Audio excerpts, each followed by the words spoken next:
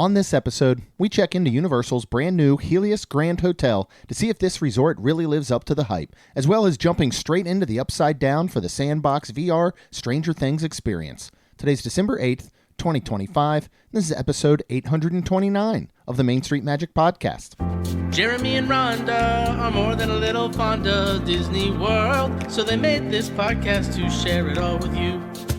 Reports and resorts, top 10 lists of all sorts. Main Street Magic's bringing it home for you.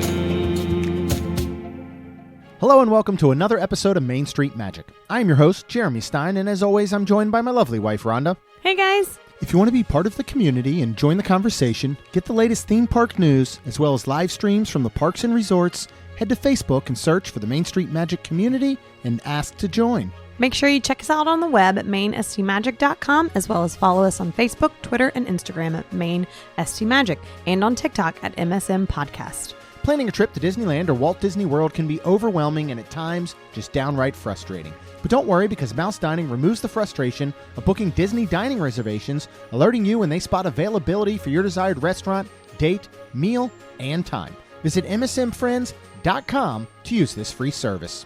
And don't forget to hit the subscribe button so you can get brand new episodes every Tuesday and Friday. Are you ready for your bucket list trip? Our trusted partner, MEI Travel, will handle the planning so you can focus on the memories. They offer free vacation planning services and have nearly 20 years of experience creating memorable vacations. Visit mainstmagic.com/travel for a fee-free, no-obligation quote today. Well, we are back again, and I feel like Christmas is tomorrow. It is 3 weeks away. Yeah, from when we're recording. When this comes out, it's less than that. No, it's actually less than that. Yeah. So that's nuts. December's going to go quick.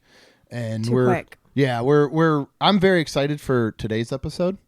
Oh yeah. Yeah, me this too. is, first of all, we had a lot of fun at Sandbox VR over at Point Orlando. Yes. So we're going to talk first about their new Stranger Things VR, the Catalyst experience here. Mm-hmm. And then we're going to talk about Helios Grand, because we got to stay there only one night, but we did experience as much of it as we could while we're there.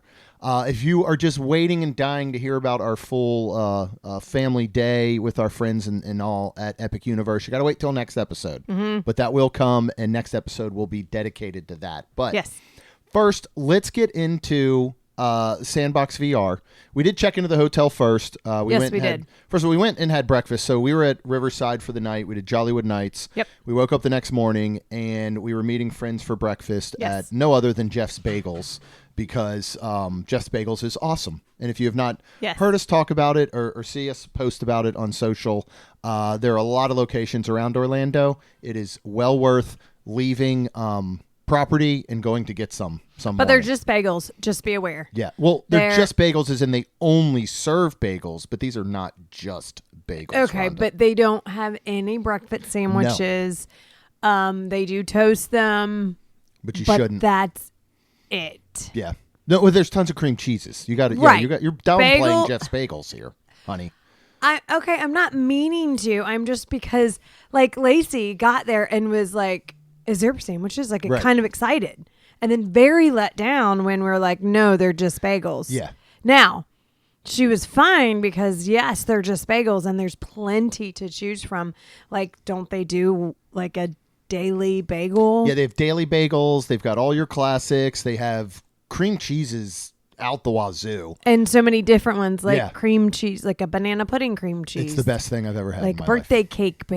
So, I mean, yes, there's plenty to choose from, but I'm just trying to make people aware. Yeah, you're not getting a breakfast sandwich. Correct. Because honestly, here's what you do with Jeff's Bagels. And Lacey was fine, by the way. Oh, yeah. But I'm just, again. You get a couple.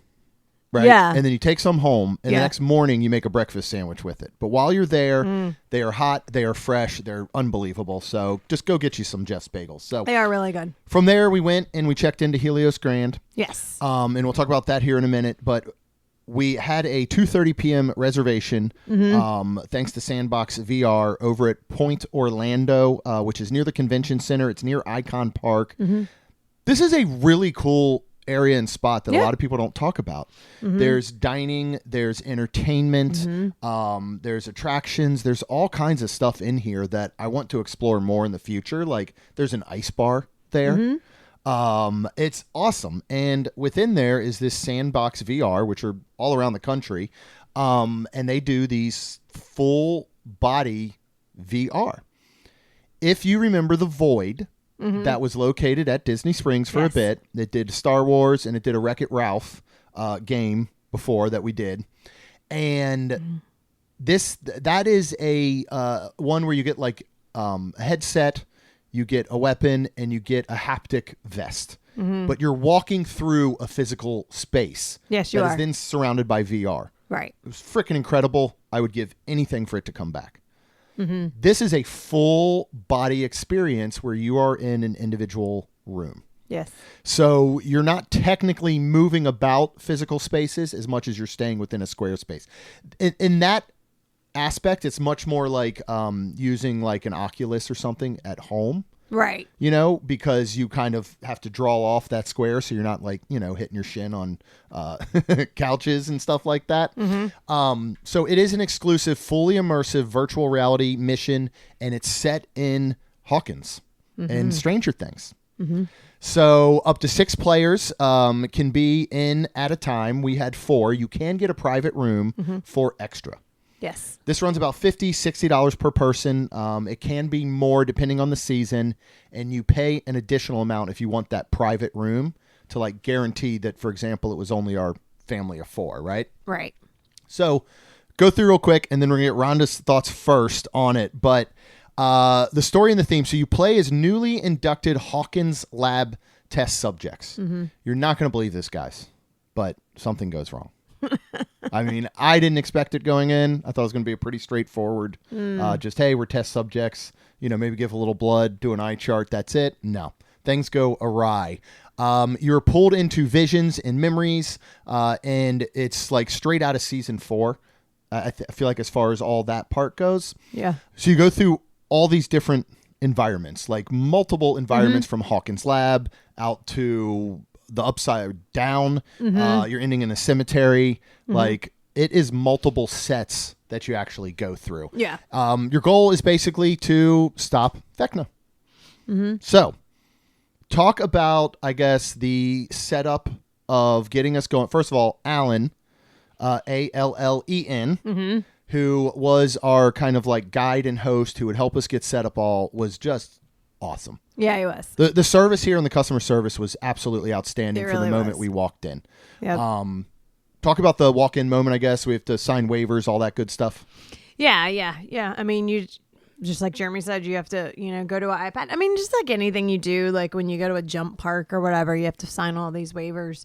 And then they get you set up where they start and they strap arm little wrist things that have like balls on it, which I guess are they're the sensors. Yeah. Like I feel like cameras, but I don't think they are. But anyways, I mean, they're the like what you can kind of think about it is if you see behind the scenes green screen where, for example, I mean, I'm just thinking right now because I see the video keep popping up of, you know, Alan Tudyk playing the robot number 4 in Superman, right? And you see them with all the dots, and those are those points that they're able to then translate into that CGI character. So crazy. It's similar in that fact. Yeah. But these wristbands have tiny little balls at the end of almost like, you know, sticks that are all over on the wristbands. And those are the points that it's going to, their sensors are going to pick up, and that's going to feel your movement. So when your real arm moves to the right or up, your virtual arm does the exact same thing. Something that was not available at the Void. Yeah. The Void was strictly headset, walking through space, and a gun. It didn't track your actual movements of your body in that sense.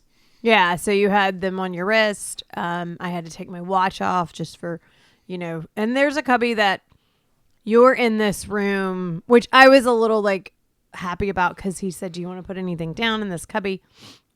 And we walked out of the room, but we walked right back into the room and nobody was in there. So I was like, once it was ending and everything, I felt better about things because I mean, again, my watch is not, it's just a regular watch. It's not an Apple Watch or anything, but I had to take it off and put it in the cubby. And then, you know, so they strap these things around your wrist. They also strap things around your ankles. And it has to be on the outside of your clothes. So because I think at one point Kaylin said something about should she pull it up, and yeah, she had jeans or something. Yeah, I would, it needs to be. If weather is not frightful, and it's usually not in Florida, I would wear shorts if you could to this experience. Because I think it's just going to be uncomfortable outside of the jeans, and they got to get these things tight because you're moving. And not only that, little spoiler, I think, the only one not sweating. Yeah. I think everybody else in my family was like sweating. Yeah, dress light. That's what I'll say. Yeah. Yeah. Not like the one lady we saw in knee-high cowboy boots and a skirt. It's like, what are you doing here? Funny. So you have, and then you have this vest on too that you want to make it as tight as possible because that's got the vibrations that you can feel and everything in there. Now I'm going to go ahead and preface it for me that, I had to put a patch on for, going to Epic Universe. Yeah. So I already had it on. I went ahead and just put it on that morning. And I feel like, don't ask me why, because I could have waited. By the time we were doing this, I was very, very, very happy that I did. I bet. Because when they first put the VR goggle set on me, I had to think, and the placebo effect / all the above. I was like, I felt weird. And I'm like, all right, wait a minute. I put this patch on and I started counting the hours and I'm like, all right, I'm good. I'm fine. It's just messing with me a little bit. I'll be fine. Yeah. And I was, but just something for that person that does get a little motion, just be aware if you take a less drowsy Dramamine, definitely I would probably suggest taking something like that. It can be very disorienting, especially at first. I did. Yeah. When the first one on me, I was like, well, oh, and they don't put the no. headsets on you till you walk into the room because you're not, when you're outside and they're putting all the vest and everything and they're not going to put the headset on there because you then have to walk and you can't see anything. So, you literally go from standing in a plain black and gray four-walled room to you're in Hawkins Lab. Yeah. And so it can be very disordering. It is weird at first. And you can look down and see your hands and then you look over and you see the other characters. Right. Which is nuts because you get to select your avatar within there and who you're going to look like. And it even really tracks the height of them. So you look over and there's just a teeny little Rhonda. But it's the height comparison to us. Right. It's nuts. It was. So you get the headset on. Yep. And then you get one more piece of equipment. Oh, yeah. He hands you, the headset and then headphones. And then he hands you your catalyst. Yes. As what they called it. Yep. So, and then, and he's in your ear the whole time. And then you can hear everybody else in your group. It's weird when you talk, you can't hear yourself like you can hear the other people. Yeah. Which I thought was weird because then I thought, oh, well, they probably can't really hear me. But I was like, whatever. It didn't matter. And they have to do that based on delay. And it makes sense. Yeah. Otherwise, it would be really, really weird because you would not be hearing you as you speak. We don't wear headphones when we record because we're right next to each other. We really don't need it. But if we had them on, we would hear through the headphones the moment we're speaking. So it's not an echo or delay. But in these situations, there is a slight echo.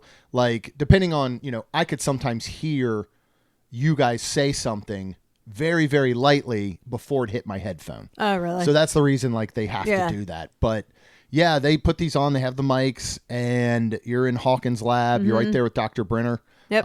Who I cannot remember the actor's name, but he actually did come to voice this. So he is the actual voice for this. Sandbox got him to do that. And then you're thrown into the game. They give you some rules, which is, hey, there's going to be basically a red box around you on the ground.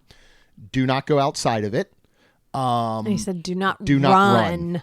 And trust me, there are moments you kind of want to turn and run. Don't do it. Now, you can move freely within that box. Right. So, and you're going to need to. Yep. You're going to need to do things like dip, duck. Dip, duck. I'm like, what is it? Dip, duck. Dive, dodge, and everybody's killing me right now. I can't get the exact quote from dodgeball. Dodgeball, but Yeah, so you can move around and you can see the other players. Yes. You want to be careful that you're not swinging this catalyst around. And there's a very humorous video of somebody getting whacked on the head. Yep. But it starts and all heck breaks loose. Mm-hmm. You go through some training at first where it will teach you, because the catalyst is used basically as the force, like 11's force.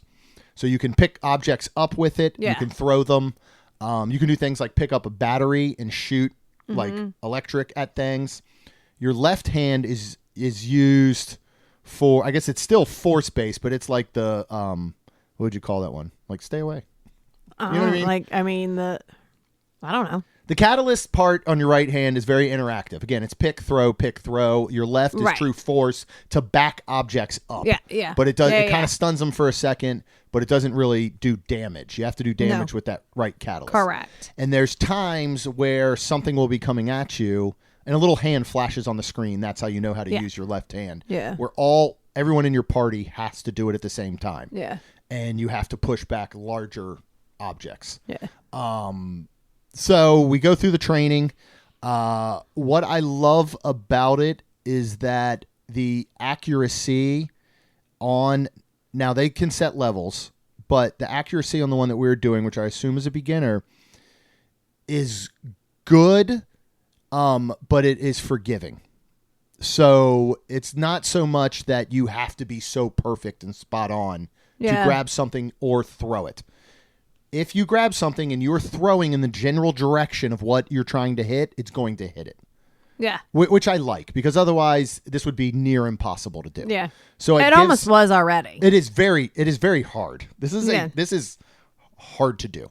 So let's talk about the gameplay and within it, because at first Hawkins Lab goes nuts.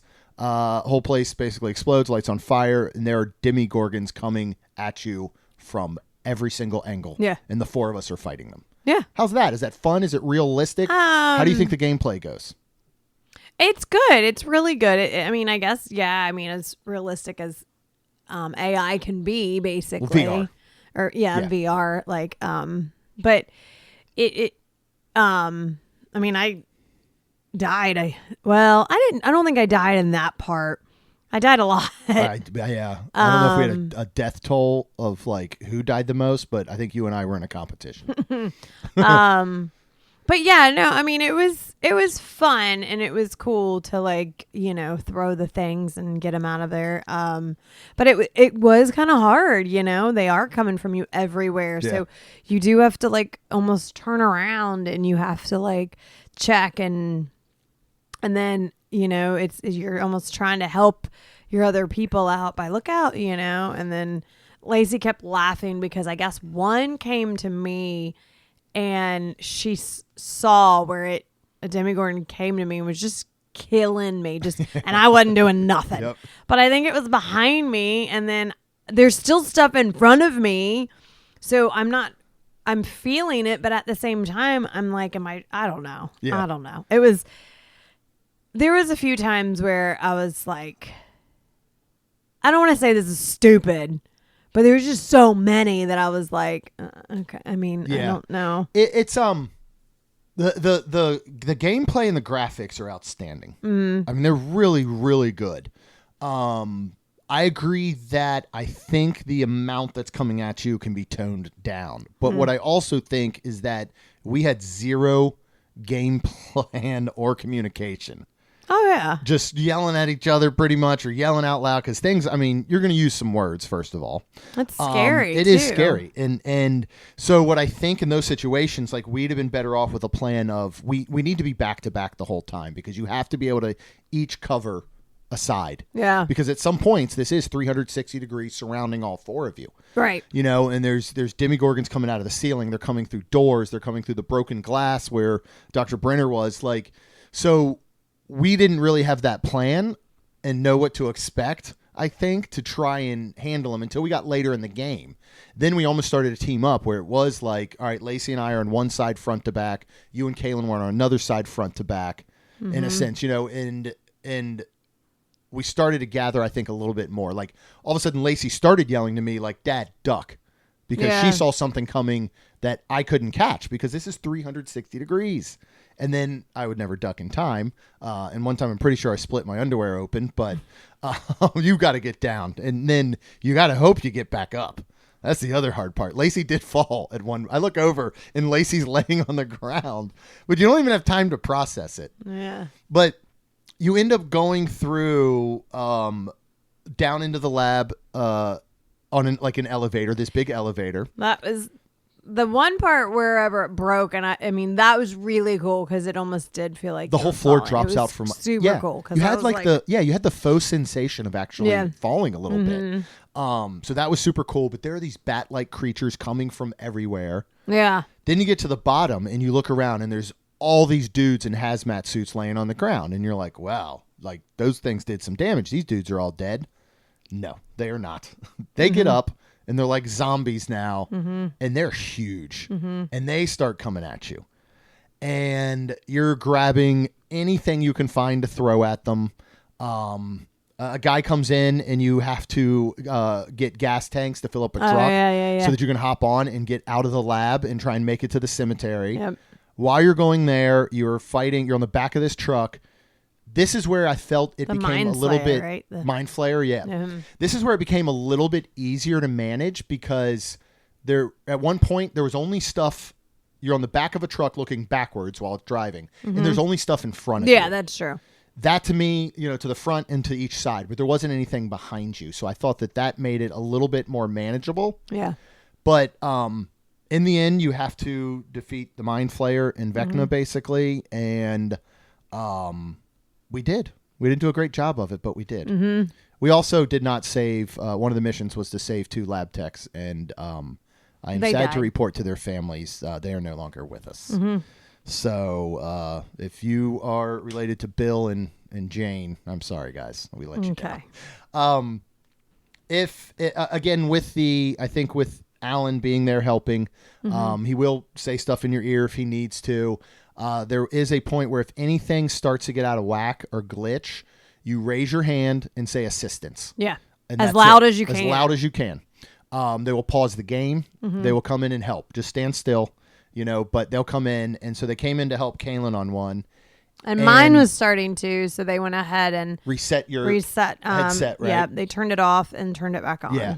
But so Kaylin's, because I think they had to readjust some wrist straps, so they're taking them off, but the gameplay, the VR part is still live. So when we looked over at Kaylin, if you've seen Netflix and what Vecna does to these people with the arms and the legs, that's what it looked like. Yeah, it was like her weird. arms are bending backwards. At one point, she was laying vertical, like 5 feet above the ground. So I'm dying laughing at this. But they got her all situated. At the end, there is a fun surprise when the game ends. We were not prepared for. Again, choice words were used, I believe. But once you're done, they take you out. They have a giant TV. Yeah, that was cool. And they show you highlights. Yeah. And Sandbox is known for this. This is one of the things they do. I love it. It's included with it. You get these videos that you can download and share, which we will. I have to edit some of the language in them. But I will be posting them this next coming week with this episode. But they give you these cool like trailers. You do a little dance party at the end, and then it gives you all your stats. Now, out of our family of 4, who would you have guessed would have been the MVP and crushed everyone at basically every single stat? I probably would have guessed maybe Kaylin. I would have too. It was not. Who in these situations can often be the most frustrated, goofy, make fun of it? Lacey. Yeah. Who was our MVP who crushed all 3 of us? Lacey. She really did. She did. She destroyed. I mean, I was bottom of the barrel in every single category, I think.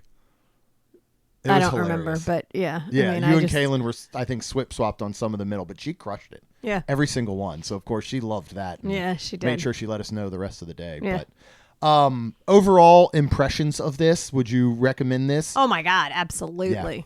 Yeah. Again, that's why I would tell people, like, if you have a little motion with things like screens or whatnot, is just do that, because absolutely I would suggest this. It was so fun. It's so great for your family because especially at the kids' ages that we have them now. Yeah. Kaylin's always been good, but Lacey, she's like, oh, what are we doing? I don't want to do this. And it was just fun for the whole family. It was neat to see her laugh, and it was just fun. It was just great. So absolutely, please, do this with your family. Yeah, this is great for those off days, whether you're at Disney, you're at Universal, you're at SeaWorld, you have one of those off days. I know we talk so much about, two on days for parks and take a day off and relax. Well, if you've met me, I'm not good at that, right? I can take a day off from the parks. I can't take a day off. Yeah. I'm not going to sit around the pool all day. I'm not going to, I'm going to need something to do, and this is something to do.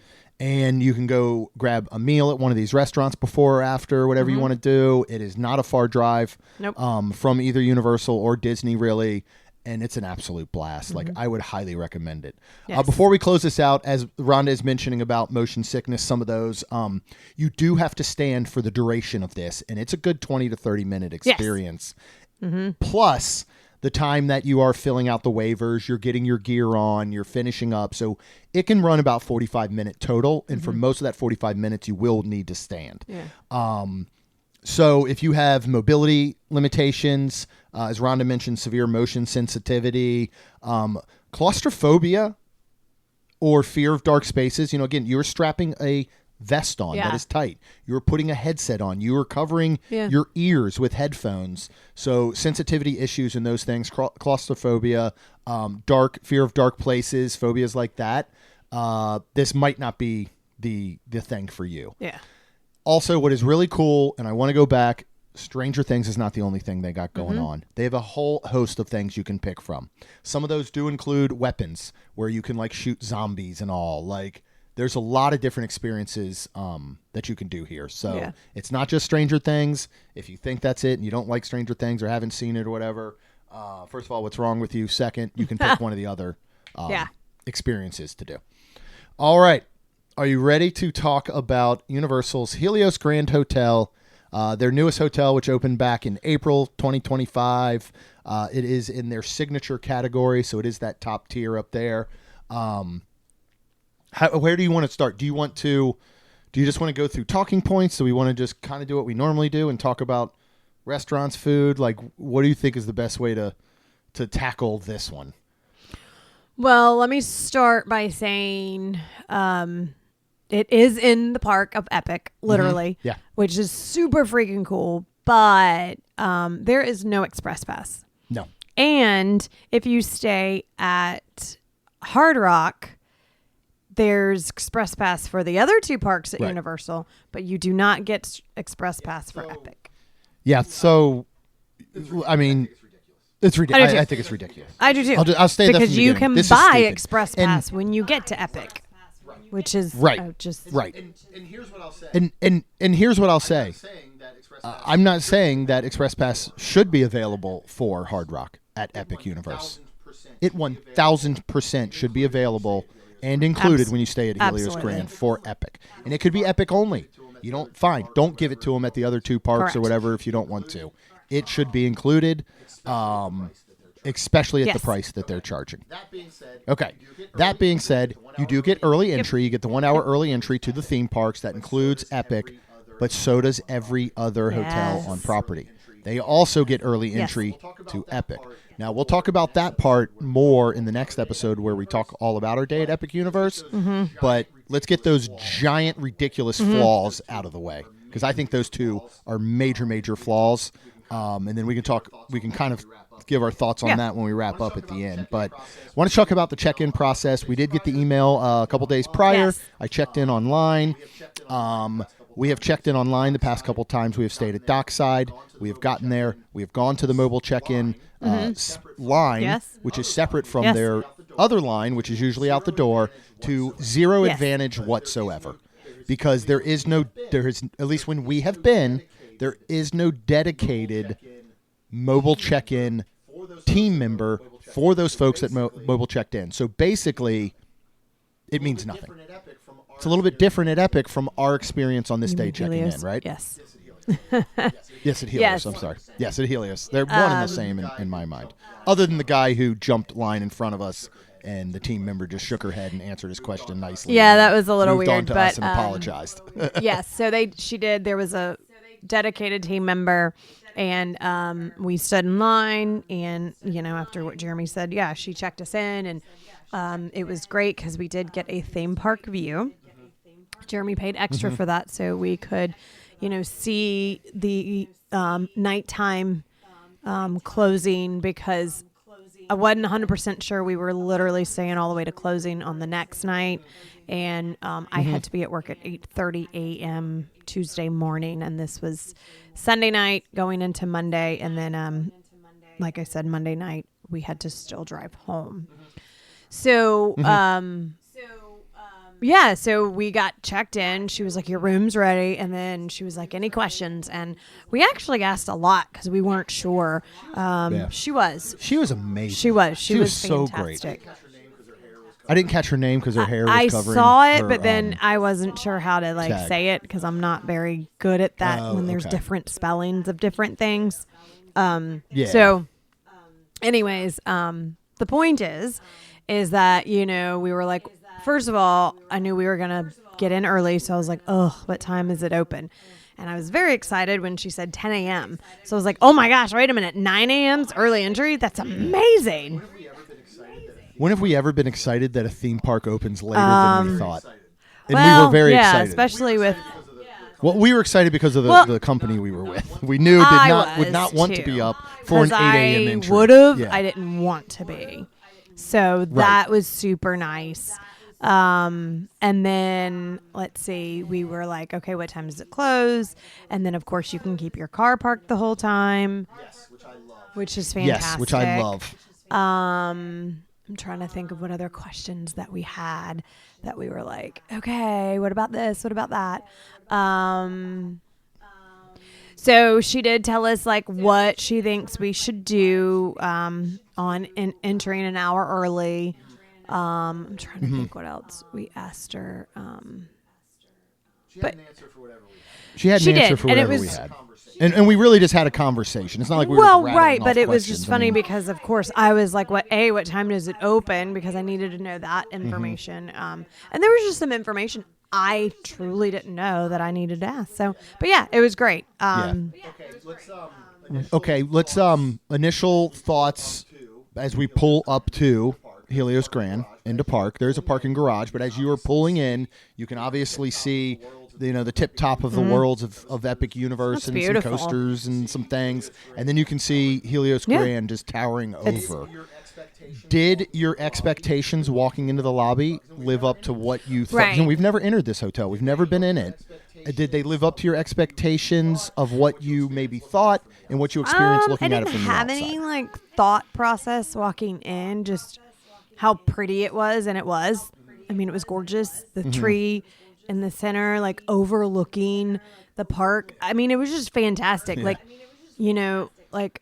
Just like in all of the other hotels, you got off to the left of dining, and off to the right you've got something, and it was very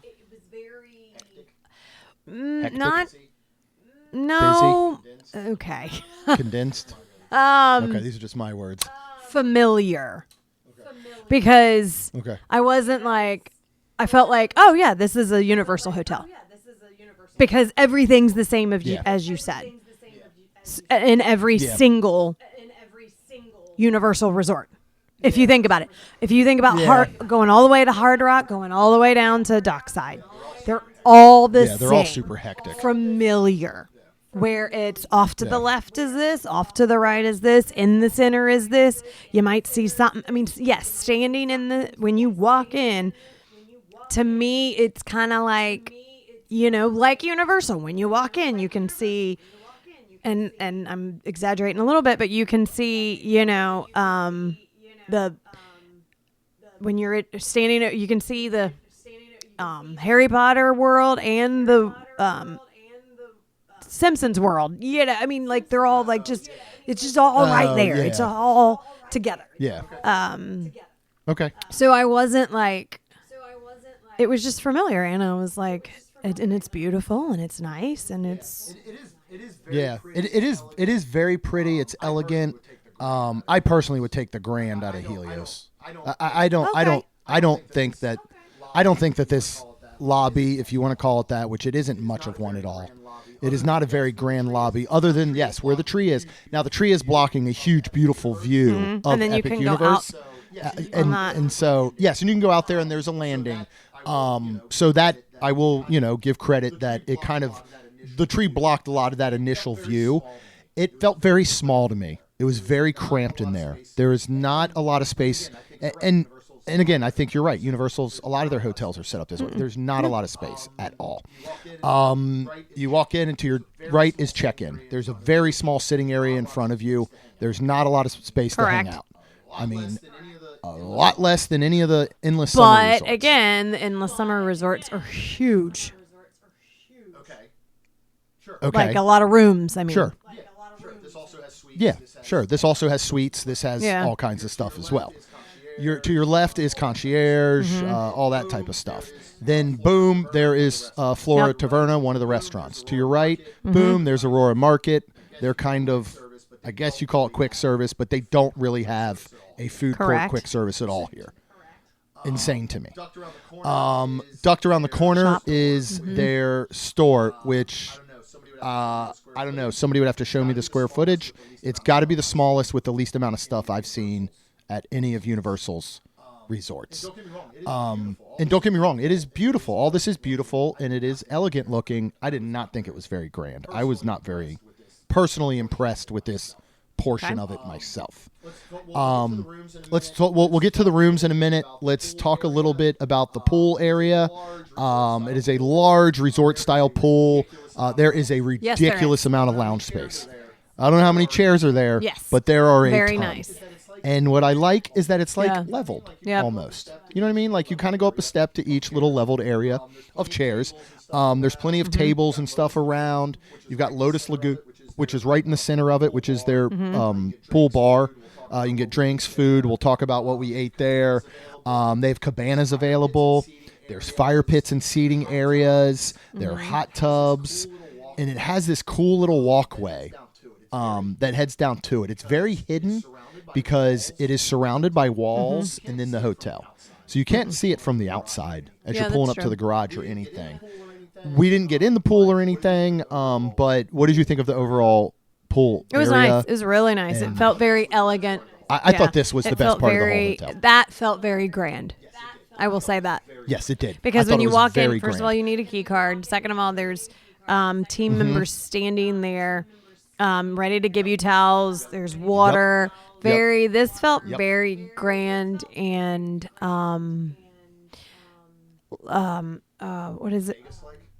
Well, Vegas that like? Or in a good way. Right. Well, I'm not saying that as a knock. I'm saying in the best way of like Ponte Vedra spot that type of situation. Okay. I'm trying to think of the word where I kind of get it. Yeah. I can't. Anyways, it was great. I thought the pool area was outstanding. Like I want to go back and actually be able to enjoy the pool area. Like there's some games and stuff sitting out, like giant checkers. There was cornhole. There was a little turf area with bocce ball. Like so, I thought this for not being near any of the rest of Universal for the most part, right? This seemed like a place that you could spend some time, you could spend a day at. And so I really, really loved the pool area there. They have a fitness center right there on site. Looked obviously very modern, had a lot of cardio type stuff, treadmills, things like that. Peeked through the door and said, oh yeah, I've seen those things before. So that part's nice. They do have a game room, arcade room and all that. Which is cool if you want to take advantage. That's another one of those rainy day type things that you could go ahead and take advantage of, especially with kids and all. Yeah, it was wonderful, and I actually look forward to going back in a time where we can use that. We considered purchasing bathing suits almost, yes, we did. Because I did want to spend some time by there, but we did not. We ended up eating. We'll talk about that in a minute. Let's talk about the rooms. Yeah. So as Rhonda mentioned, we did book a park view. So here's a couple of the different room types that they have here. Your standard king room will sleep up to 3. You also have standard 2 queen rooms, which has 2 queen beds that will sleep 4. You have the pool view rooms, which would be an upgraded view on top of that standard, or the park view, which is what we opted for. When we checked in, she did ask, would we like a lower or higher floor with our park view? I said higher. Yes. Because in my opinion, that's going to give you a better view of the park. 100%. We ended up on the 7th floor. Yep. We'll let you know if I was correct in my thoughts in a second. They have premium king rooms. They do 1-bedroom king suites, 2-bedroom suites, and then they've got signature suites if you got a lot of money burning a hole in your pocket. Wow. Now, we booked our room quite some time ago. And the cost of our room all in for this night was $511. That's a lot of money. That's a whole lot of money. Yeah. I looked just getting closer what it would have cost if we had booked the same night, which was November 30th on a Sunday. And we were looking at like $700 for the rooms that were still available. So this is signature, premier deluxe by all means as far as pricing goes. Now, friends Rob and Tina, they booked a standard room. That was it. They did not book any sort of view or anything. Now, when we were checking in, that was one of the questions she actually asked, because when Tina checked in, she let them know that they were traveling with the Stein family. So the person checking us in said, are you traveling with anyone? We said, yeah, the Bensons. She said, let me take a look at where they're at. She said, let me try and get them as close as possible. I'll reassign their room. So I think they got reassigned to a pool view because that's the side we were on at no additional charge, because she put them right across the hallway from us. Which was amazing. It's amazing. How does our experience usually go when traveling with the Bensons to Universal over at, say, Endless Summer? Well, I mean, the latest one was they were, I think, just one floor below us. That was a pretty good one. Yeah. That was a good just one. Take the stairs up and down. Because we're always near the stairs. I swear, when we stay at Endless Summer, I think there's a note on our account that says, please put these people as far from an elevator as humanly possible. Yeah, I do feel like that. And just high enough where the stairs might kill them if that's all they try and use. Because we're going to be next to a stairwell. Yeah. But yeah, there's been times where we're like, can we get near them? And then we are not. Or, it's just so. Or we're like one floor away from each other, but on complete opposite sides or something. So you're like, well, this didn't even work. Yeah. But this one, I mean, literally, we opened our door and there was their door. Yeah. So talk about our room, layout, size, and then we can say what our experience was with their room right across the hall. Yeah. So I guess I just thought everybody. So when Jeremy said earlier, one king sleeps 3, just like Universal, they allow rollaway beds and stuff. So if, it was me, you, and Lacey, we could be like, hey, we have 3 in this room. So, because originally Rob and Tina were going to have 3 children. They're 2, and then almost like their adopted one, Alexia, just a friend that's that comes with us everywhere. But their son had to work, and it just worked out. But that's where she told me that, and I was like, okay, good, because I was very fearful. Yeah, you could put a 5th actually in these rooms, which is very, very shocking to me. And it's great. Yeah, it's great.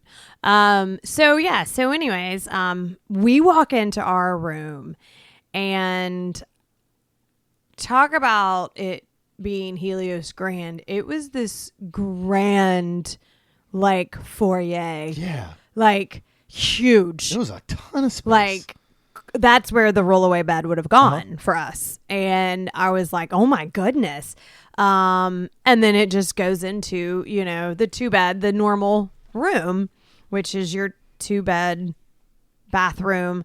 I will say with this room, I was surprised that there is only 1 sink, period. Yes. It's a small spot.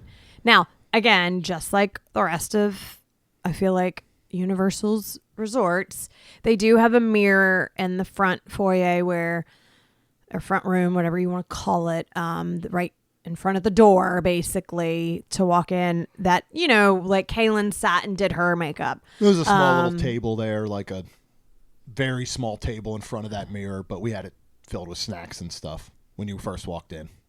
Oh, so then there was 2 mirrors, because if that was a mirror, I didn't remember what that was. But you're I'm talking about the wall mirror. Yeah. So you really do have multiple areas. Yeah. And there's a closet right there in the foyer, we'll call it, so you can hang up stuff. It's got a luggage rack, all that in there. But, when me and Lacey are standing by the sink, I mean, that's all that can get in there. Jeremy couldn't even get in to brush his teeth or do anything. No, I was shocked by the size of that. I was area. 2 for the room and everything. Because the rest of the room was giant. Yeah. Huge. Very large. Yeah. The bathroom, the shower was gorgeous. Mm-hmm. Very, very nice. Yeah. So anyways, and then of course, everything is really cool too, because it's the iPad thing where you can, control everything, your drapes, your, they have drapes and shears, and then your lights and your TV and everything. You can look at all the restaurant menus. Mm-hmm. You can make reservations. 100%. You can look at everything you want. This, I get what Disney was trying to do with their Hey Disney and putting those in there. This is what they should have spent the money on. Yeah. Is iPads in rooms that have this functionality. Yeah. Because it is 1,000 times better than the Hey Disney, and you don't feel like anyone's spying on you the entire time you're in your room. They probably still are, but you don't feel like it, right? So I love this part of Universal, and we've stayed at places before that have kind of these iPad things, and their functionality isn't better than doing it old school. Here, it is. Yeah. The technology and the functionality here works, and it works for good reason. I also think that it is easy enough for most all generations to use at its surface, because when you first open it, it's the room controls. You don't have to do the TV. You don't have to order room service or extra. You don't have to do any of that. But if, for example, one of our parents, now your dad is pretty good at technology for his age. Mine, not so much. But I think either of them could at least pick up the iPad and go, I would like the room colder or hotter. I would like to turn off these lights, or I would like to close drapes. Or right.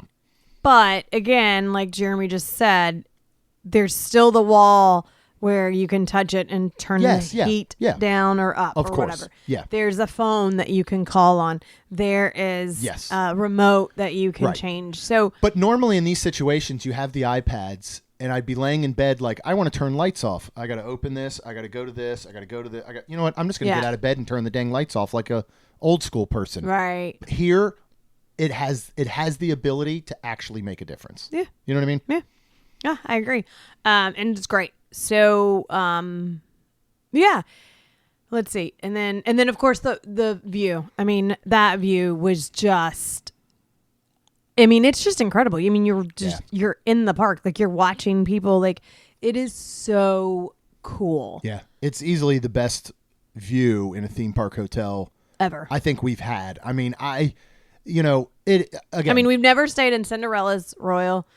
Right, up most there. people haven't. Okay, but I'm saying. But our best Disney view would have been the contemporary 7th floor, and the only reason I could maybe put that above this is because it's Disney, and we love Disney so much more.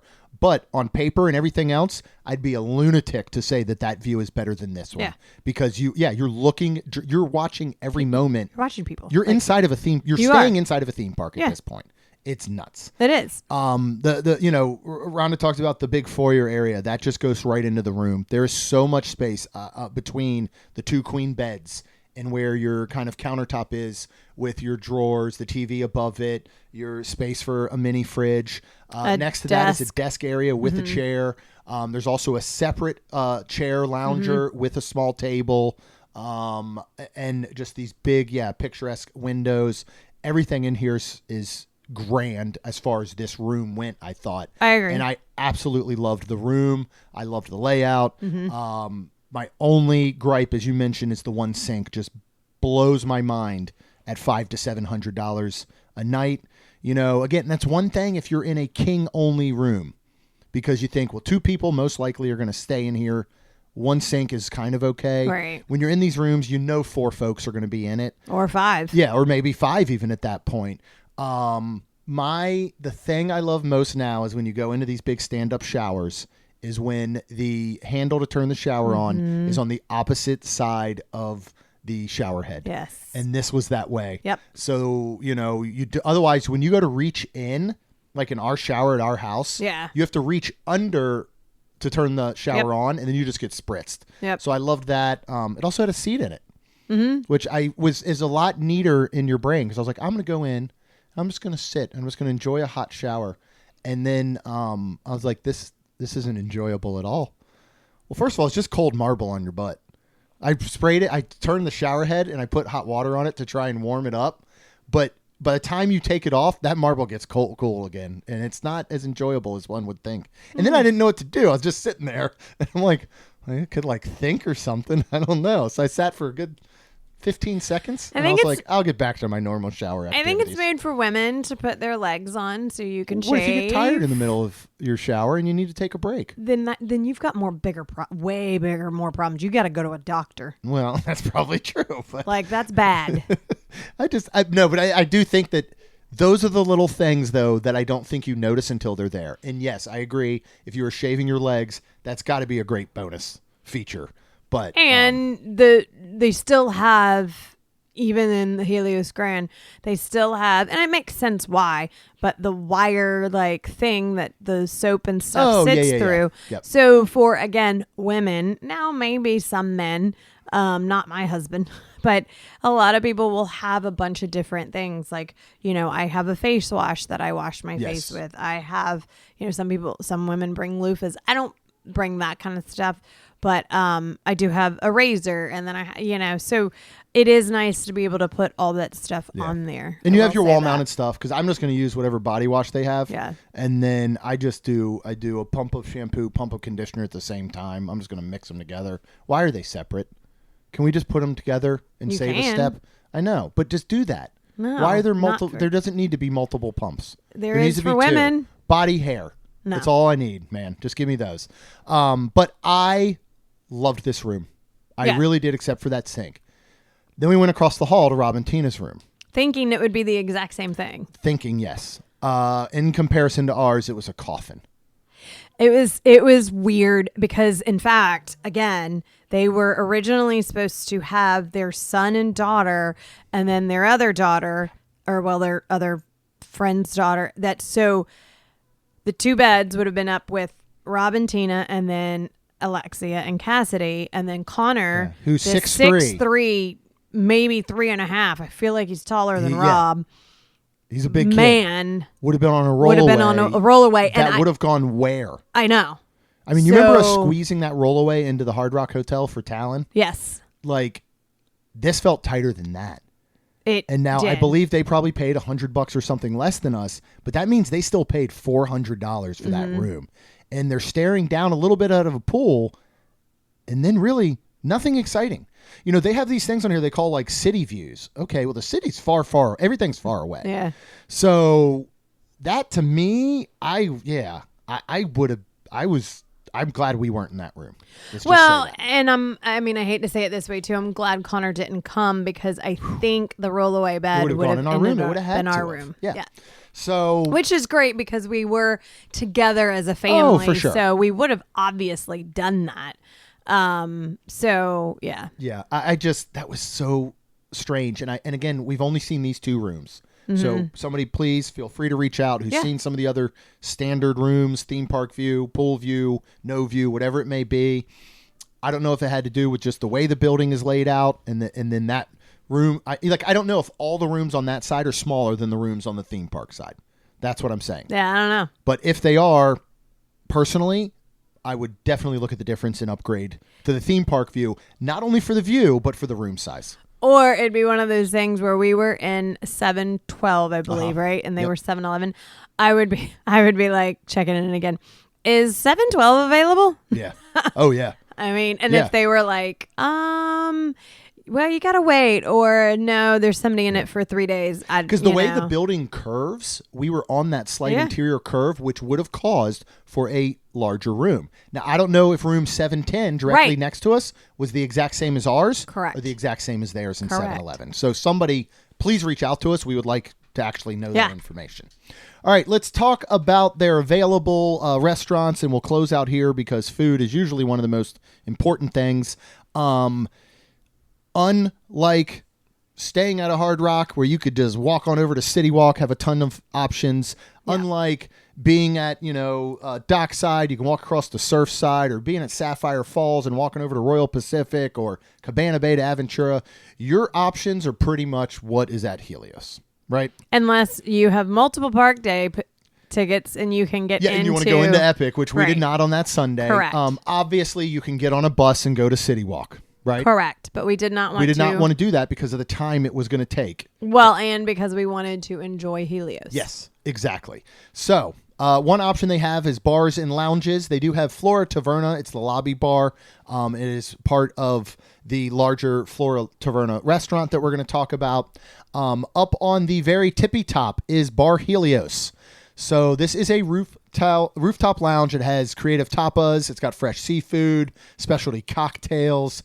It's one of the most gorgeous bars I have ever entered in my entire life. It's really cool. It's awesome. But the food did not look like anything the children or Tina yeah, so would we have originally eaten. Well, first of all, I got to say this. This place is dead.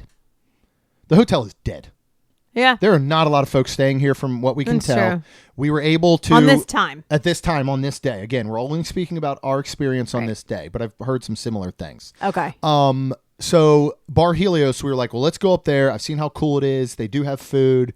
Went to the concierge, said, hey, is there any way we can get a reservation? We thought we had 9 at that time. We said, can we get a reservation for 9 people up there? Yeah, let me check. It is no problem. Yeah.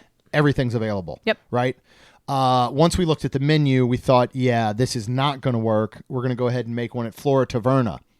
Easy. Correct. Pretty much pick whatever time you want. Yeah. There's nobody in this place, so everything is dead. Mm-hmm. The food at Bar Helios is very much tapas. It's things like, charcuterie boards. It's got fancy stuff like compressed watermelon. They do fresh oysters, poached jumbo prawns. They have snow crab claws. They have a seafood tower for a measly $225. That includes snow crab, poached Florida prawns, oysters, and tuna sashimi. They have some different things like scallops, tuna, salmon, crab cakes, calamari, fried halloumi, pork belly.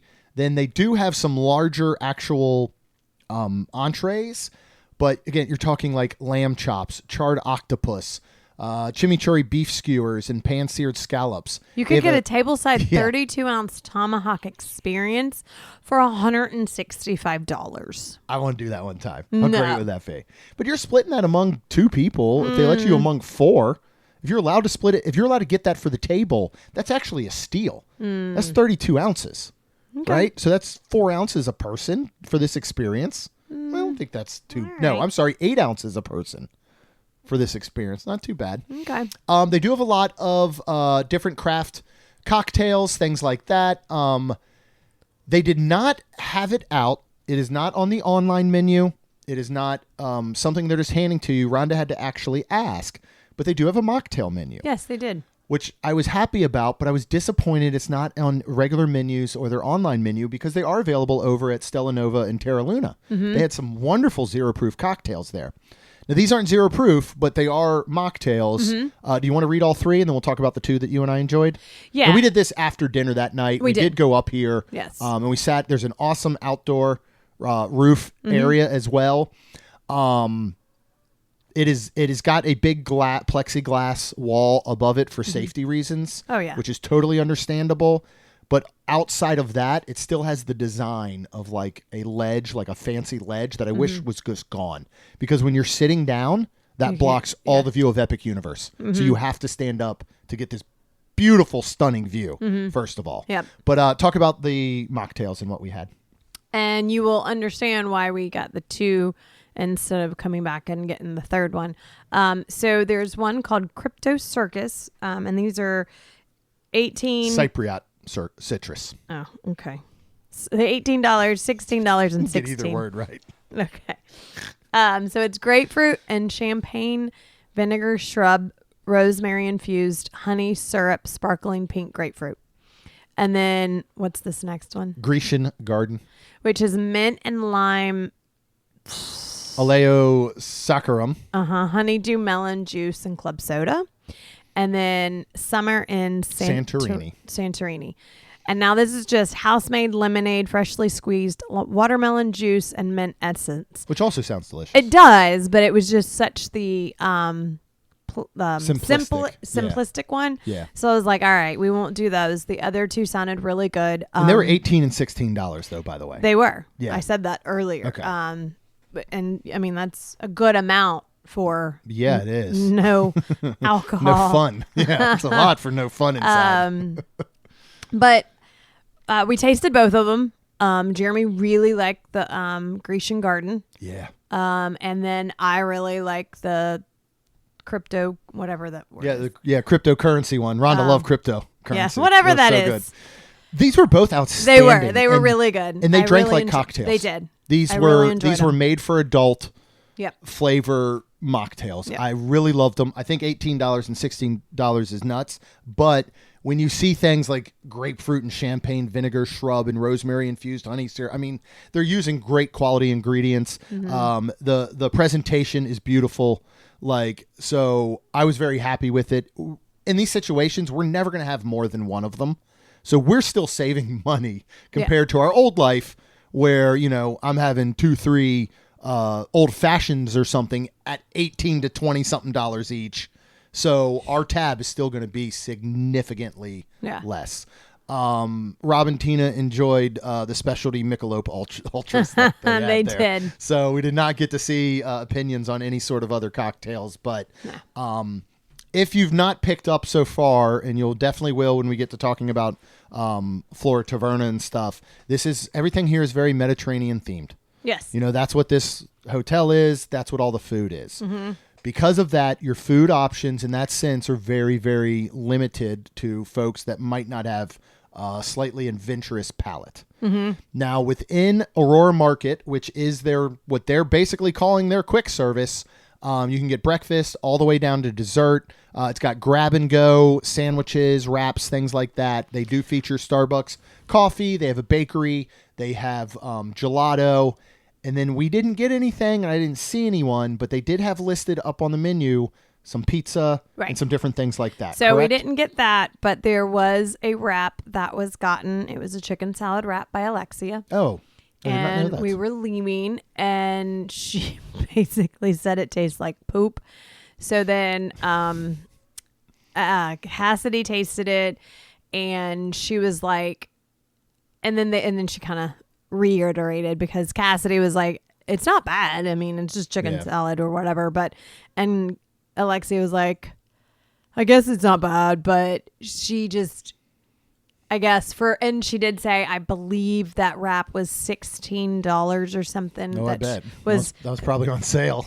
Right. Kind of expensive that I think she expected better and it wasn't. So I will say that. No, that's good. Everything here is stupid expensive. Yeah. And just the fact that they don't have a standard theme park hotel style food court is ridiculous to me. Yeah. Absolutely ridiculous. And I think it's something you really need to look at and be aware of. Make sure you look at the room service menus. Make sure you look at what's available if you have kids. Yeah. I mean, I'll just say that because to get something even dumbed down or simple here isn't really easy. We'll talk about getting a pizza. Even if you just want a cheese pizza, it might not be the kind that your kids will love if they like just standard theme park hotel pizza. Yeah. So I think not having a food court at $500+ a night rooms is insane to me. It's silly. Yeah. All right, let's talk about Lotus Lagoon. This is their pool bar. Shouldn't we leave that to talk about last, actually? Why? Because that was the best food we had. Sure, we can. I loved Flora Taverna. Oh, you did? I absolutely loved it. I thought it was outstanding, and I'm not going to let the kids bring us down. Okay, then let's talk about Lotus Lagoon, right? So, poolside, casual bar and grill. It's a great round bar area, and then there's seating where they will, come out and serve you. This is not a great place if you're looking to catch a game. There are a couple TVs, but they're only on a back wall, whereas there looked like plenty of space to put them in the bar area that's circled. So, and again, I say that because a lot of times it's a Sunday and you're at the resort and you want to watch your football team or whatever it may be. Right. This isn't going to be a great spot for that. I'm just saying. But the atmosphere is outstanding. The service, Lucas, was top notch. I sent him a UA fist bump on Twitter because he was just so good. Let's talk about the food. We're just going to go through. I've got the menu up, and we're going to kind of go through it and what we had. Under starters, they have hummus and spreads. Of course, this is Mediterranean. They have a blue crab cake croquette that I would love to go and get next time we go. Yeah. Two of the things we decided to get, Lacey wanted the smashed avocado for $19. This has Aleppo sunflower seeds, EVOO, and pita chips. This is vegan. We also got the chicken wings, which we asked Lucas, what kind of, I could have gone buffalo, but the kids wanted wings as well. So they have buffalo, honey garlic glaze, or an apricot barbecue.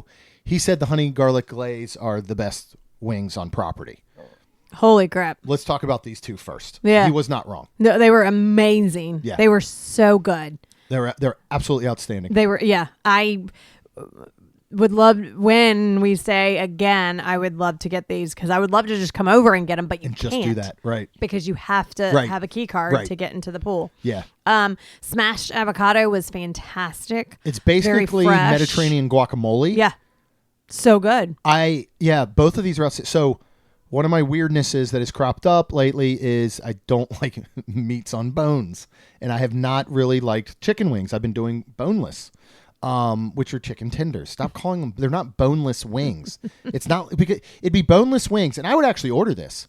If they said, we will remove all the meat for you, toss it in sauce and serve you that would be a boneless wing, right? Yeah. But anyway, I was like, you know what? Let me give a shot. I'll just pick it off.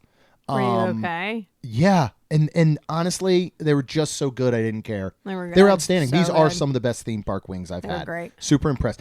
And then I don't know what it was in that smashed avocado. Because I got kind of done with avocado. Same, we talked about the buffalo chicken dip. Avocado is still around. Cheese. Pimento cheese, right? Sometimes, stop shoving these food trends down our throats with everything. And for a while, avocado was everywhere. And it still kind of is. It's and so I kind of got tired of it. I would eat this every day of my life until I got sick of it. It was so good. There was something in it I couldn't quite place. It might have been the za'atar, which I think is what they use. That's like a combination of Mediterranean spices and seasonings that they use. It might have been the za'atar on the pita chips. It might have been that extra virgin olive oil, which was definitely the highest. I don't know what it was. This stuff was so good. I would put this on everything. I would eat avocado toast and put it on a burger and put it in a wrap. I loved it. Super refreshing. We had a beautiful warm day. So this was the absolute perfect thing to have. They do have some salads Greek. They've got a Caesar. This I would love to get because I love a good watermelon salad. It comes with Persian cucumber, tomato, feta, mint, arugula, and a lemon dressing. Mm-hmm. And then you can add protein. You can add any of them. Chicken, steak, shrimp, and mahi. I mean, imagine that salad with some chicken or some shrimp on it.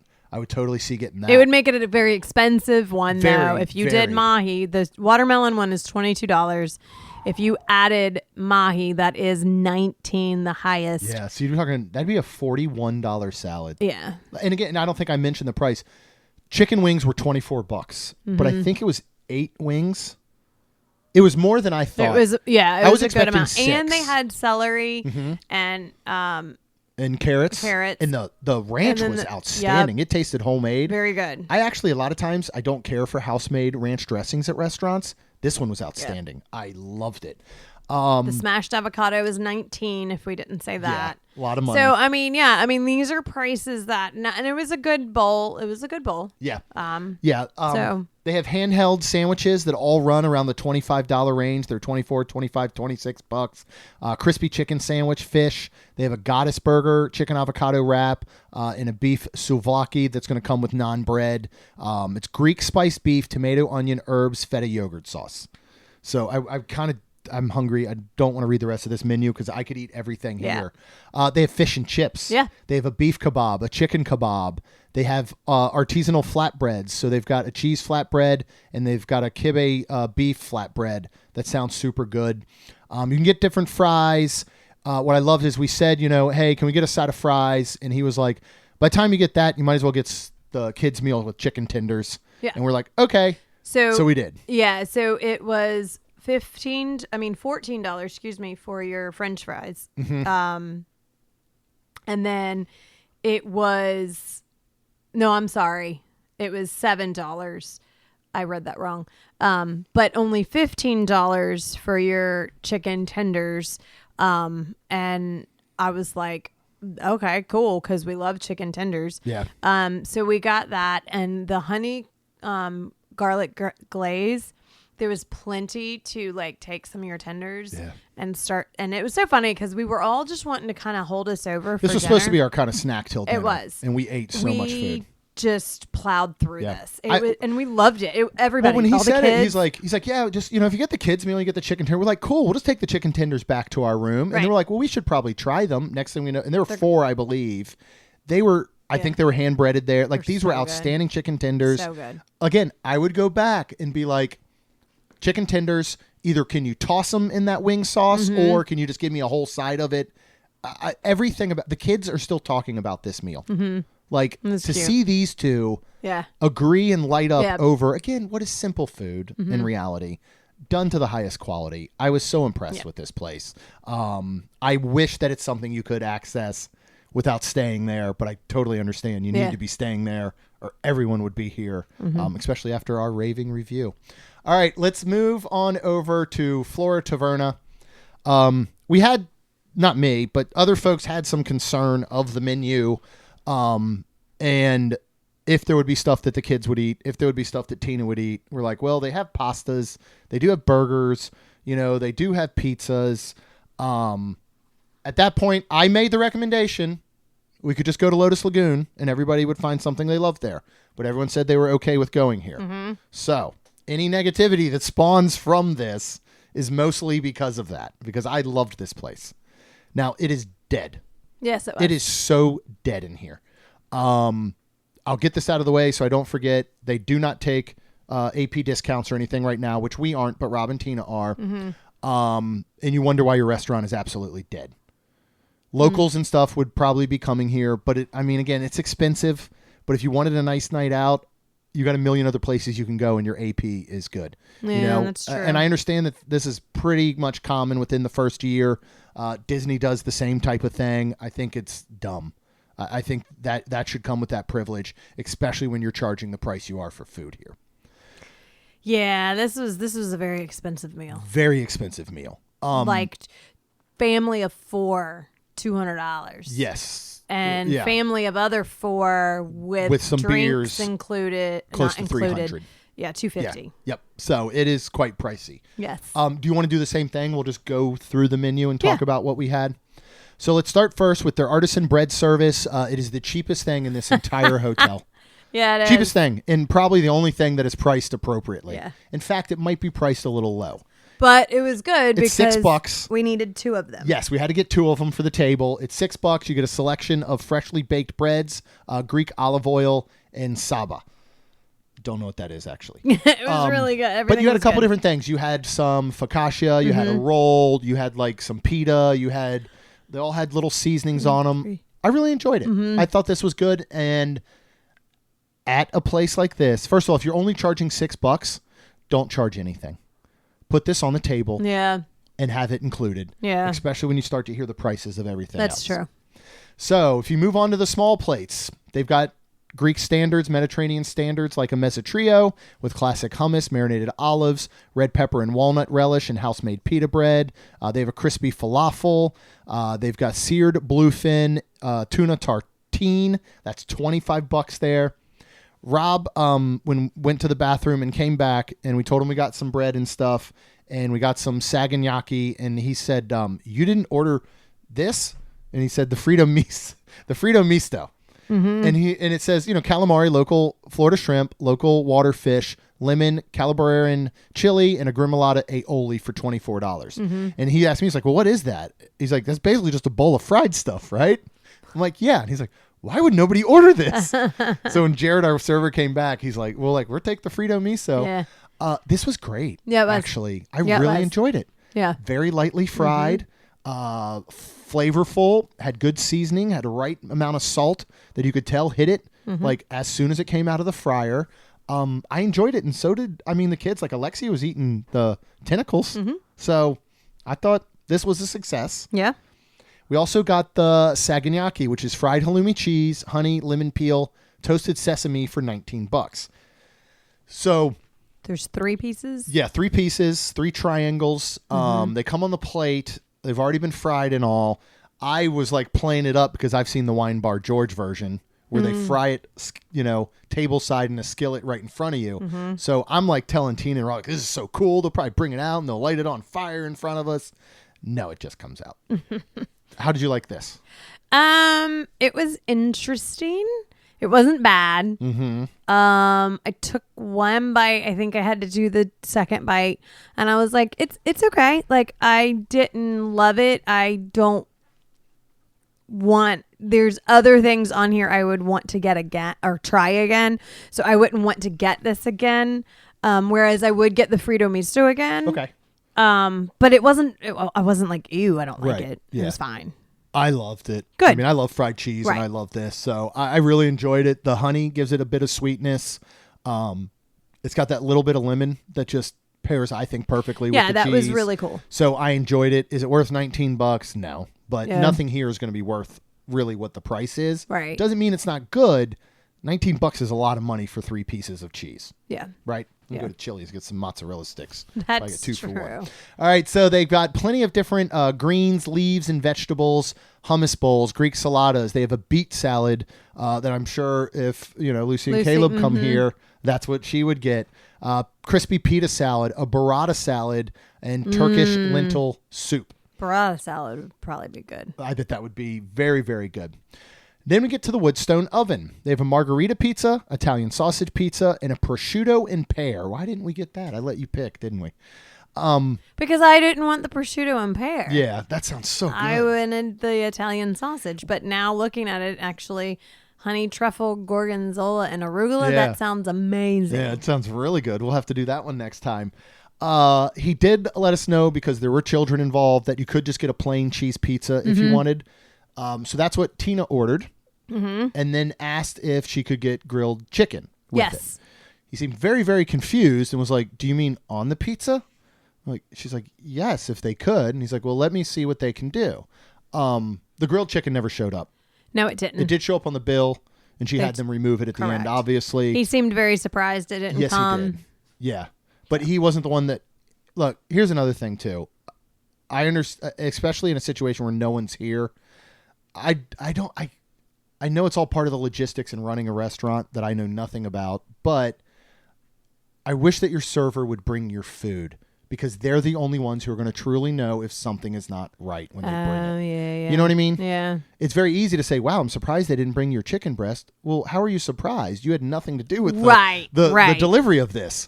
Guys brought out what the kitchen prepared. They're not double checking it. They're not looking at it thinking, wait, did they order that burger with this instead of that? Yeah. You know what I mean? So maybe those things wouldn't happen as much. I don't know.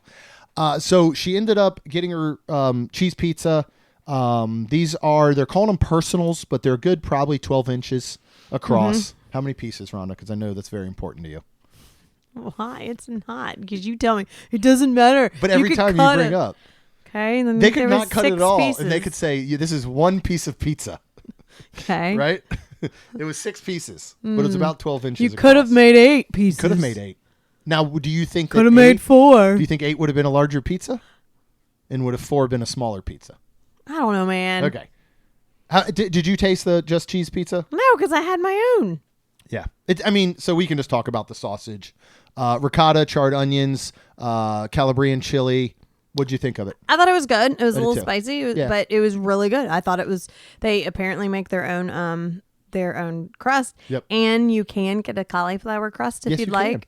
Yeah. Tina did not, only because this was the first thing she was really eating that day, and so she needed the calories. So yeah, I enjoyed it. Yeah, I thought it was really a good pizza. $23. I think is actually pretty standard. Yeah, for the size, I'd agree. Quality. It was definitely wood fired. It had that nice flavor to it. This is one of those things that I think was actually priced on point compared to most everything else that I feel like maybe we had. I would agree. All right, they have a butcher shop. They've got a 14-ounce ribeye for $58. You got black Angus beef tenderloin kebab. I would really like to try something like that, like some of the kebabs that they have. They've got a roasted heritage half chicken, braised lamb shank. So, American Wagyu beef burger for $29. This is a grilled beef patty, candied bacon, aged cheddar, herb aioli, arugula, and an artisanal brioche bun. This is what Cassidy ordered because she just wanted a burger. After Correct. she asked me, and I had to explain many times what Wagyu meant, Yeah. it's just a better burger blend, really, is the best way to explain it to her. She went ahead and got this. And she did ask for an egg on top, which was hysterical because Tina does work at Mellow Mushroom and has explained that even though they do breakfast and lunch here, that it's all clean. They probably... There's an egg pan. Apparently. Yeah, so there's an egg pan. And if the egg pan has been cleaned up from breakfast, they're not going to pull it out to cook one egg. And I guess that was correct because he goes, yeah, we could do that. Yeah. Goes back and then comes back and says no. And Tina was like, I'm telling you. The chef was didn't like, wanna break I'm up the not egg doing pan. that. So, So, yeah. I don't thought that know. was funny. Is there an egg pan is really the question.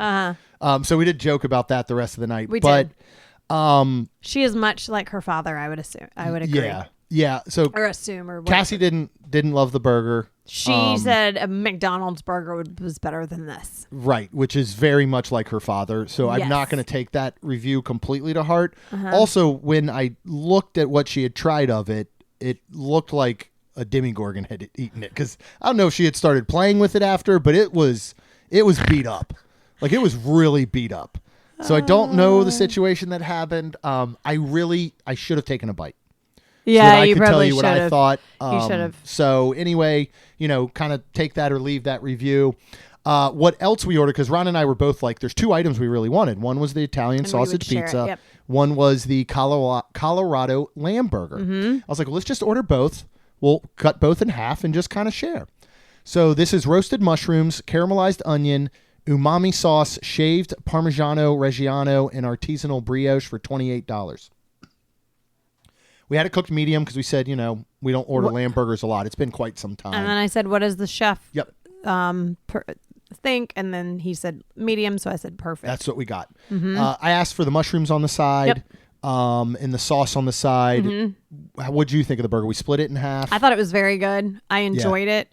I really enjoyed the mushrooms. I would put some on. Oh, good. And then I put some of the sauce on. I thought it was fantastic.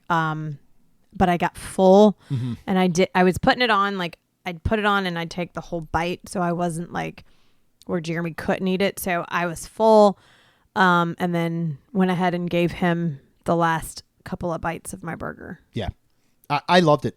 I thought it was really great. The good. lamb flavor in the burger was perfect. The bun was delicious. It was cooked perfectly. It came with these big, thick cut, kind of like potato wedge fries. Oh, that yeah. I Those think were the really hit good. amongst all of us. Yeah. They were so good. There was a lot of them because like Cassidy's burger came with them. Rob got a lamb burger as well. Came with his. Like we were finding them when we were done. Like I ate all of ours and was like, has anybody got some left over? Yeah. Tina loved them. These things were so good. Like I'd get a side of these. Yeah. If you could go sit at the bar here and get a side. Yeah. Which by the way, they did craft some mocktails for us, which was did. super nice. It was. I had a mango mojito, right? Was it mango? I don't know. I think so. That I really enjoyed. Yeah. And then you basically had like a non-alcoholic Tom Collins, is what I think yours ended up being. Well, so, it had ginger beer because it had quite a bit where I was like every it was time. a little too strong for you. No, it's just a big bite. Oh, okay. Yeah. Like a lot of times when you have the alcohol with a ginger beer, your ginger beer is not such a big bite. Yeah. No, that's true. But I loved this burger. I would easily get it again. Nice. Move down. They have pastas and provisions. They have a winter casserole that is vegan, chickpea, roasted eggplant, San Marzano sauce, crispy mushrooms and pita. They also have a rigatoni that Alexia got for $29, cream of prosecco, pesto, spinach, shaved Parmigiano Reggiano. This was nice big rigatoni. I don't know if they're house making their pasta here, but I think they could be. I thought this was really good. fantastic. I loved it. Yeah. This was absolutely fantastic. And I got a cold bite by the time I had to taste Yes. it, right? You did Ditto. too? And it was still delicious. It was delicious, and all of the kids will say that hers was the best. out of everything they had. Yes. Yeah. So they tasted everything, and hers was fantastic. In fact, she took hers back to the room. I don't know if she ever ate it or not, Right. but still, it was really good. She was like, "Do you want a bite?" And I was like, "Oh yeah, I do." And I was like, "Oh wow, I was this impressed. is something that I would come back and get." Yeah. And I could see, $29. I thought it was a pretty hearty portion for $29. I agree. They're probably going to charge you, I'm guessing, a $12 chicken add-on, but I could see adding a chicken Yeah. to this and splitting it. Yeah. And it being good for 2 adults, especially if you went with that bread service, to start maybe. Kaylin got the bucatini for $28. This has San Marzano, burrata, fine herbs, and a Sicilian EVOO. Our poor plain child. She's so funny. She ordered it. She wanted the San Marzano, which is going to be the tomato sauce. She wanted that on the side. So they brought that because on the she side. was like, "How much are you going to put on Yeah. it?" "I don't want a lot." And then I think he was like, "I can put it on the side, and then you can put whatever." And Right. she's like, "Oh, perfect." So she put a little bit in there. She did. Had a big piece of burrata in the middle, which I think threw her off because she didn't understand what it was. But it was very good because I did have a taste of that. The bucatini, you don't find bucatini in a lot of places. Yeah. So bucatini is basically a really thick spaghetti noodle, but it has a hole all the way through. Yeah. And again, this may be house made there. It's at least definitely very fresh made, like brought in pasta. She ended up asking if she could get a side of pesto, which he was did. able to bring. And she mixed a little bit of pesto in there, a little bit of the San Marzano. I thought this was very, very good. I thought the noodles were prepared well. Again, I thought it was a hearty portion that if you added a protein, you could split this amongst 2 adults. It's going to be a $40 dish, but that's $20 per person for what tasted like a very fresh made pasta dish. it was So good. I really enjoyed it. Yeah.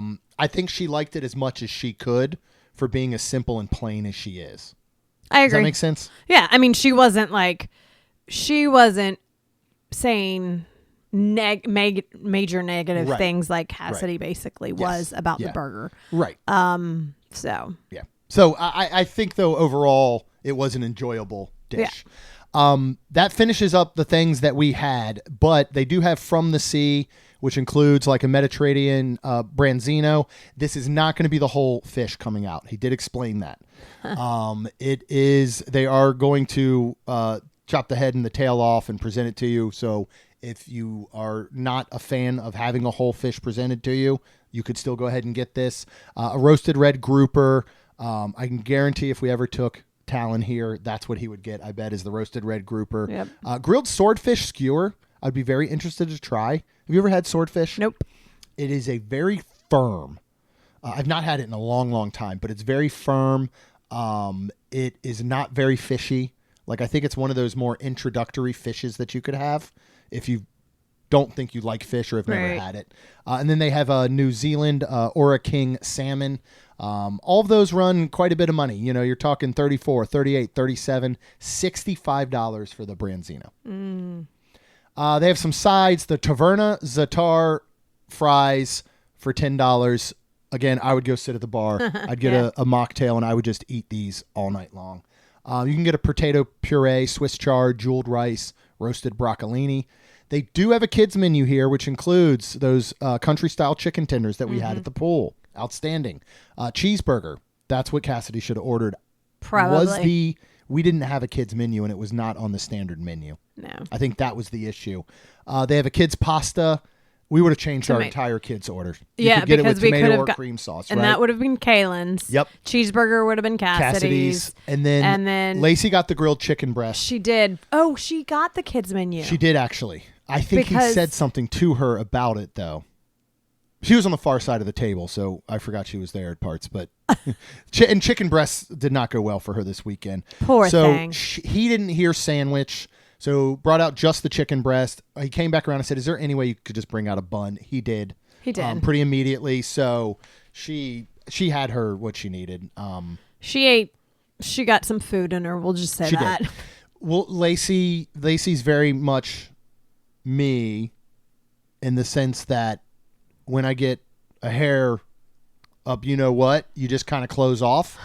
and you just get whatever you get, and you're going to pitch a fit. You're not satisfied at that point.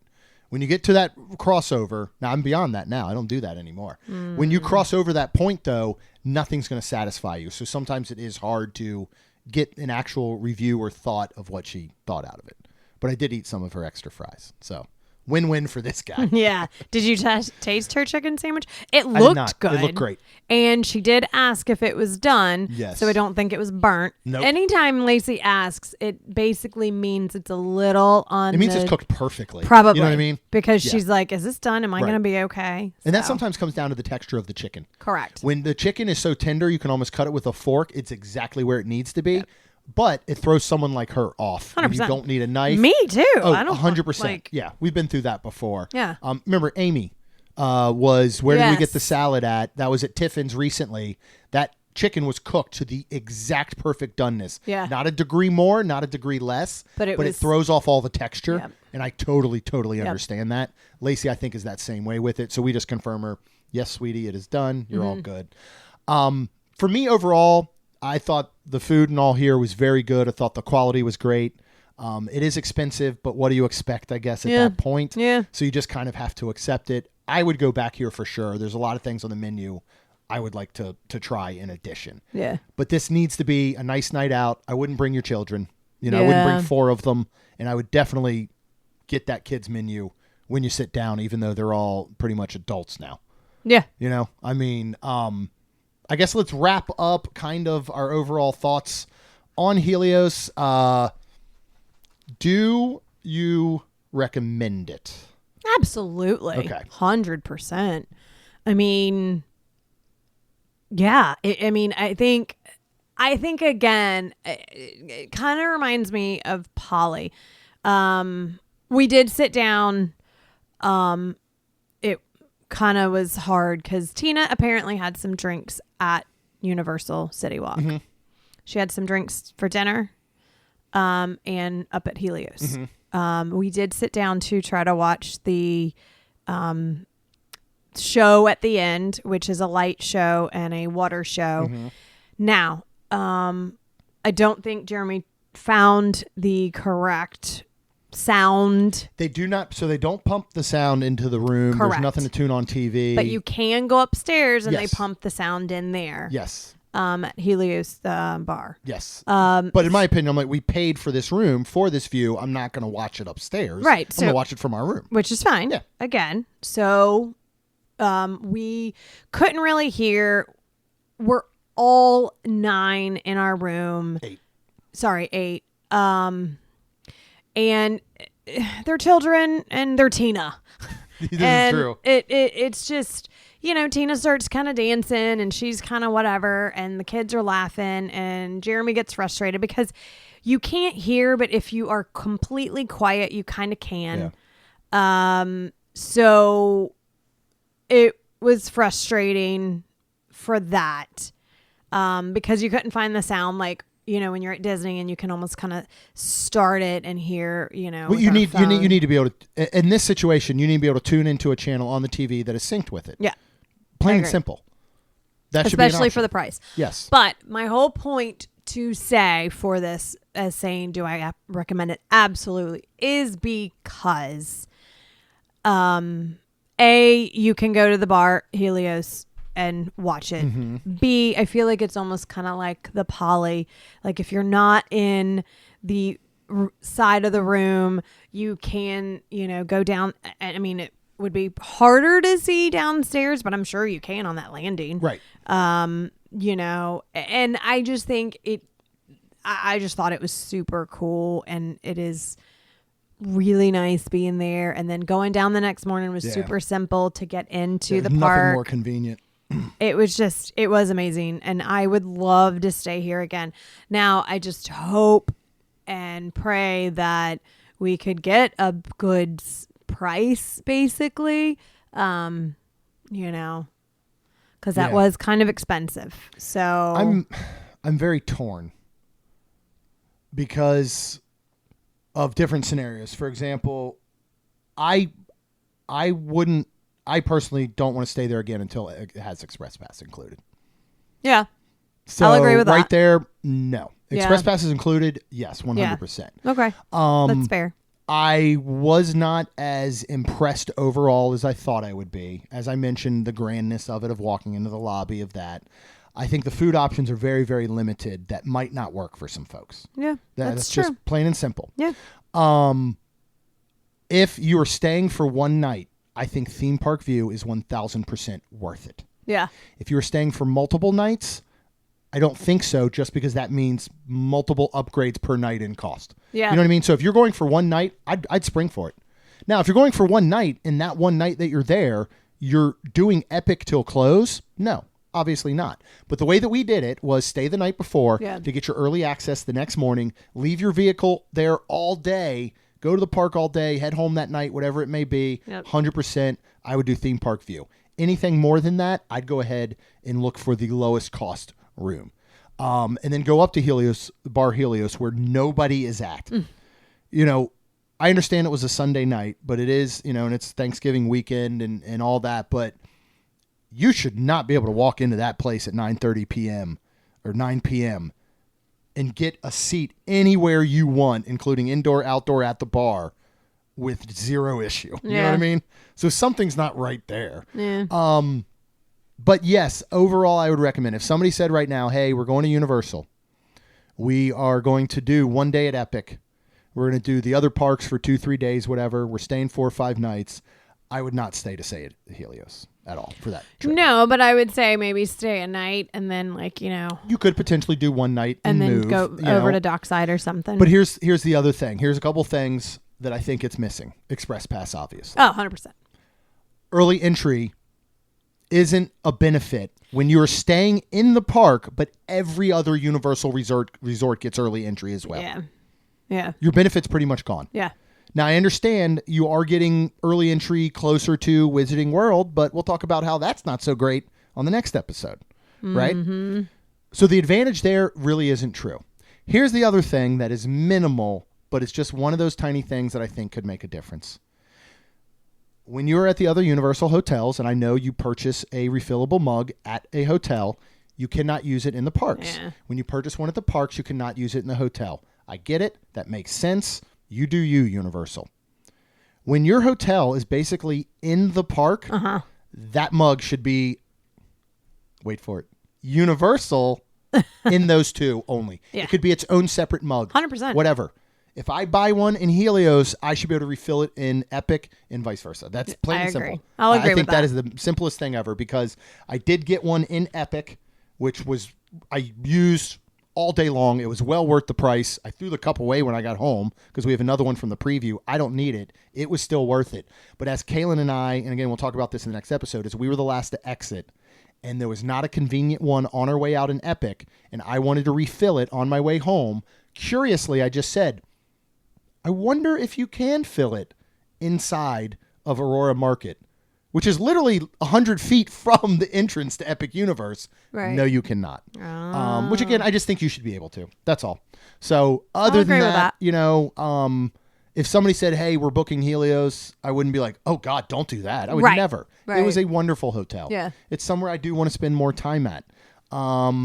It's somewhere I want to go and lounge at the pool. Would I spend $500, $600, $700 a night and not go to the park the next day? No. Yeah. You know, I wouldn't do it as like a staycation. I don't think it's that great enough. I think that I personally would rather stay at Sapphire Falls. Like, that's my favorite Universal hotel. Okay. I think it has the most for like a staycation, enjoyment, everything. So you can take that for whatever. We would love to hear other people's experiences who have had a chance to stay at Helios Grand. I promise we will be back in the future at some time when a few of those things change. But if you want to hear all about our epic day at Epic Universe, the ups, the downs, the good, the bad, we will talk about that next episode. So you got to hit subscribe, and you will get brand new episodes every single Tuesday and Friday. Plus, we would love if you could go out to Main ST Magic. You can check out the daily dining reviews Monday through Friday at noon. You can sign up for our email list, as well as check out our all-new merch line. And finally, both Rhonda and I would be super-duper thankful if you could please leave us a rating and review. Because it'll help our show grow. That's all we've got, and we'll see you real soon. Jeremy and Rhonda are more than a little fond of Disney World, so they made this podcast to share it all with you. Reports and resorts, top 10 lists of all sorts. Main Street Magic's bringing it home.